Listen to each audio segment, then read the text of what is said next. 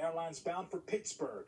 All to learn they're stranded until Tuesday. And they said that since this is out of their control because it's for weather, that they can't pay for a hotel and they couldn't pay for like food or anything. So my son he's a judge. He needs to get back to Michigan tomorrow.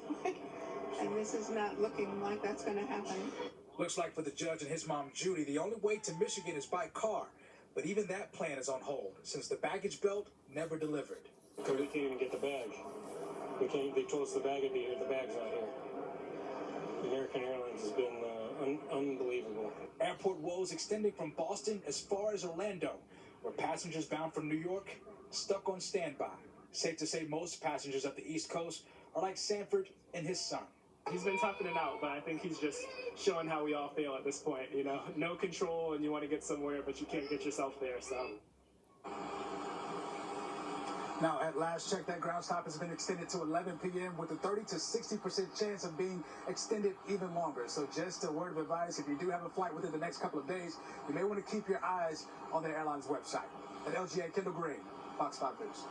How frustrating. All right, thank you, Kendall. Well, it is time to bring in meteorologist Audrey Puente with a look at where the storm sits right now. Hi, Audrey. Hi, Arthur. Definitely rough travel all across the tri-state area this evening. And we still have flash flooding. The warnings here flashing in green, showing where we do have really treacherous driving conditions across parts of the region. And we still have rain falling at this late hour, too. We have some storm cells located across Long Island, producing some downpours in and around Suffolk County. So we're going to go there first, where we can see it's really rough on the LIE right now. And you do not want to be driving out in this mess because not only do we have the downpours, there's also cloud to ground lightning within some of these cells, like right near Stony Brook right now. You're probably getting a good lightning show outside your window. Let's head back over to New Jersey, where it was pouring here earlier. We had some really nasty cells come through a few hours ago, but right now we're seeing steady rainfall in and around Morristown, which was already been waterlogged from earlier storms. Same thing around Hapatcong and Mount Olive. Further downstate we go, between 78 and 195. We just have a couple of spotty showers, so we have a downpour